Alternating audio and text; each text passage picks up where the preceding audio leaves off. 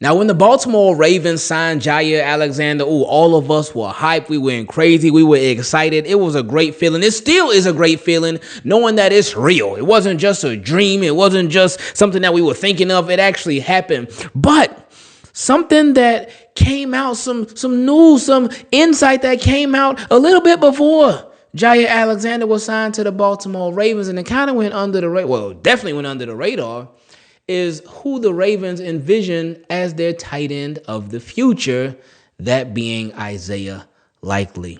Ian Rappaport, who obviously covers the NFL, has covered the NFL for a very, very long time.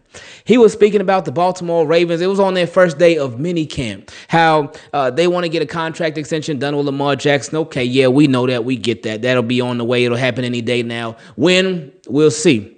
But he also talked about how the Baltimore Ravens, they look at Isaiah Likely as the future at tight end. Now, he did say they still got Marc Andrews, and he also did say that there's still some trade interest in Marc Andrews, too.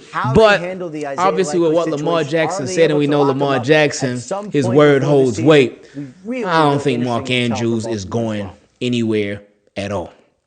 But Ian Rappaport, he talked about how the Baltimore Ravens, they would like to get a long-term contract extension done with Isaiah Likely. And he said, we'll see if they can get that done before the season starts. That would be something. Because that's when, like, all this offseason, well, before John Harbaugh said, hey, I want to see Isaiah Likely as an all-pro, before he said that, all this offseason, I was saying, like, look, I know a lot of people want Isaiah Likely to be the starter, be the number one tight end, even though it's kind of like a 1A, 1B type of thing.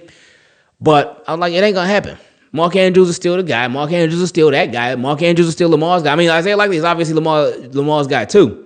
But Marc Andrews, he got seniority, and he's going to be the top tight end on the depth chart. But when John Harbaugh said, oh, yeah, we want to see Isaiah Likely be an all-pro, I didn't take that lightly. I really didn't. Because Harbaugh can say some things, but there's some stuff where Harbaugh says, and it's like, oh, yeah, you believe it, especially based off of recent history. John Harbaugh, he has been giving us clues on so many different things recently. Look at Justin Tucker, for example. Remember when Harbaugh was like, hey, we are going to, any decisions that we make in the next couple of weeks, it's going to be strictly a football decision. Nothing more, nothing less. It's going to be strictly a decision about football. And he let us know without saying it, like, oh, yeah, Justin Tucker's gone. He's out of here. And he even talked about, even before the draft, he said, oh, yeah, we're going to be looking at kickers from all over the nation. We're going to be sending our scouts and whatnot to be looking at kickers. And we're going to look everywhere. So he let us know, like, hey, this could be the year. With the Baltimore Ravens, they do bring in a significant kicker to actually compete with Justin Tucker to stay on for that kicker spot. And they did just that. They drafted a kicker, first one they drafted in Ravens history. I was about to say NFL history. In Ravens history. And, yeah, Justin Tucker's gone. Then remember last year, John Harbaugh was like, hey, we want to make Lamar Jackson the best quarterback ever. And then you see the season that he had. It's like, okay, Harbaugh, you well on your way to that. But anyway, with Isaiah Likely, when he said that he wanted to see him be an all-pro, I said, oof, that was significant. And that right there, that made me believe, like, oh, things are changing with the Baltimore Ravens. Things are going to be different with the Baltimore Ravens. And then when this came out, again, it went under the radar, went super under the radar, but when this came out, so, ooh, okay now. All right. Because if they sign an Isaiah Likely to a contract extension, then that would pretty much make him the guy. Because if they lock him up to a contract extension, they ain't got to suppress his numbers anymore. They ain't got to hold him back and off. They ain't got to do none of that because you would have him signed already.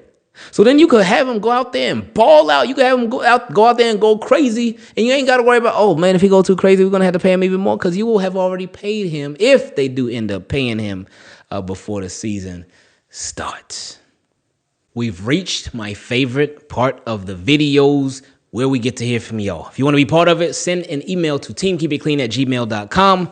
Or if you want to become a Team Keep It Clean patron, you can go to patreon.com/Ingravenvids and send it right on there. First question came from my guy, BB3. He said, Graven, what's going on, man? I ain't heard from you in a little minute. I hope everything is good with you, though, my friend.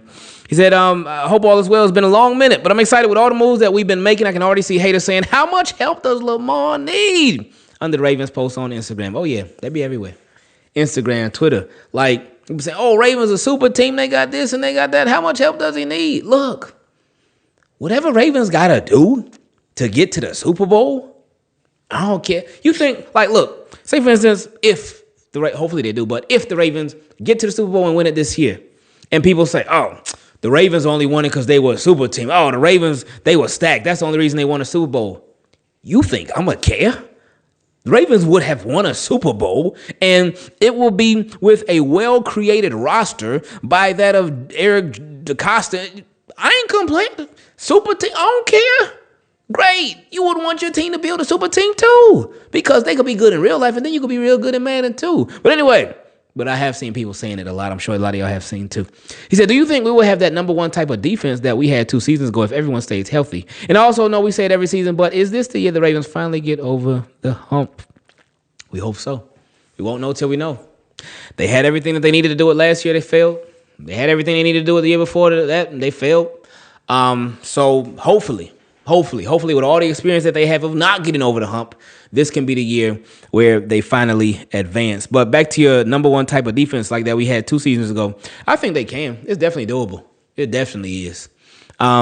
Because now they have consistency with their defensive coordinator and a lot of the players on defense too. So they're in real good shape to do that. Super Bowl bound. Next question came from my guy, Ty. He said, hey, man, it's been a minute. Haven't sent in anything since the draft. Yeah, that's April.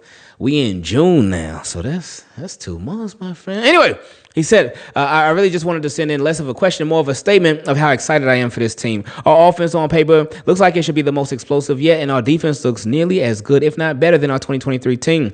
That crazy offense of Lamar, Henry, Hill, and Mitchell all rotating in the backfield, and the crazy receiving threats of Zay Flowers, Bateman, D-Hop, Wallace, Walker, Andrews, and Likely.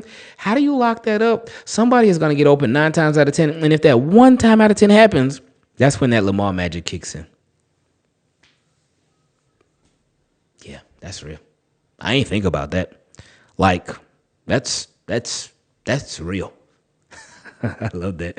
He said, then the defense. Our pass rush is looking strong. I got high hopes for what that group is going to accomplish. Now, our secondary, despite our Darius Washington's injury, is stacked, especially now that we got Jair, who I, for one, am so ecstatic about. If we get a solid, at least Band-Aid option to fill in until Washington is back. And with Zach Orr starting to get his schemes together as we saw near the end of the season and postseason, and Pagano back to help guide him.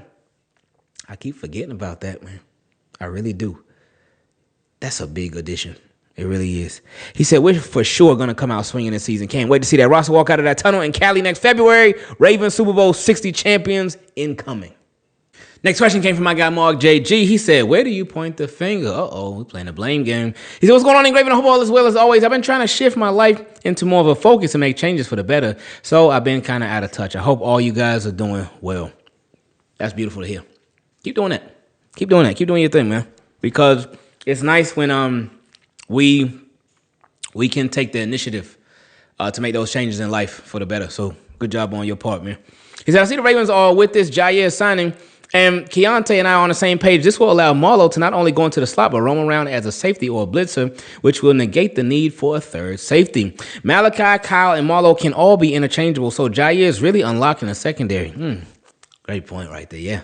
And I think the change of scenery and less responsibilities will keep him healthy for the longest. It was him doing it all in Green Bay. He had no number 2 corner or safety help except for Darnell Savage years ago.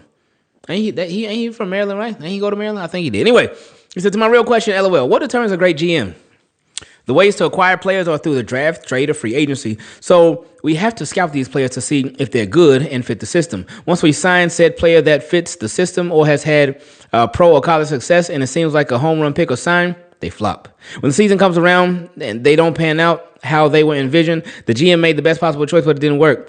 Who's to blame for that? I'm talking about a hand and glove fit, no penny pinching that doesn't work. We've seen that over the years, even with the Ravens. So does that make you a bad GM?